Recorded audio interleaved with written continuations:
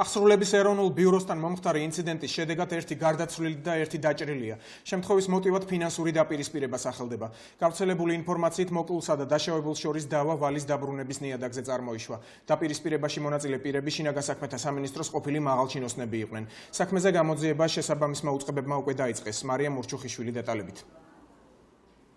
მოვალესა და კრედიტორ შორის სიტყვიერი დაპირისპირება იარაღის სროლით გაგრძელდა. აღსრულების ეროვნული ბიუროს ტერიტორიაზე ერთმანეთს სამი პიროვნება დაუპირისპირდა. ინციდენტში მონაწილე ერთ-ერთი პირი არჩილ მამაგეიშვილი რამდენიმე საათის წინ ღუდუშაურის კლინიკაში გარდაიცვალა.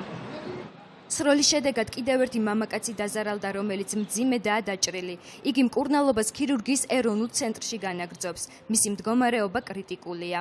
ხმა იყო იმისი, სროლის ხია. ფეირვერკის და მეგონა დაბადების დღე ვიღაცა. მე ხალხი გამოწვივდა და ესეთი ამბავია.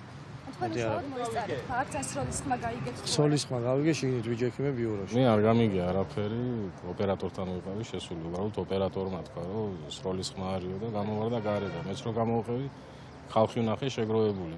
აღნიშნულ შეიარაღებულ კონფლიქტთან ყოველგვარ კავშირს გამორიცხავს აღსრულების ეროვნული ბიუროს საზოგადოებასთან ურთიერთობის სამსახურის ხელმძღვანელი. პაატა შამუგია მომხდართან დაკავშირებით შეშფოთებას გამოთქვამს.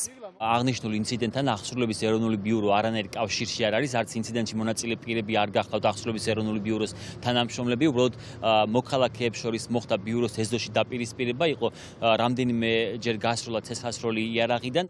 აღსრულების ბიუროს ეზოში მომხდარ ინციდენტში მონაწილე პირები შინაგან საქმეთა სამინისტროს ყოფილი მაღალჩინოსნები არიან. საქმეზე გამოძიება მე-19, 108 და 236 მუხლებით მიმდინარეობს, რაც განძრახ მკვლელობის მცდელობასა და იარაღის უკანონოდ შეძენას შენახვას გულისხმობს.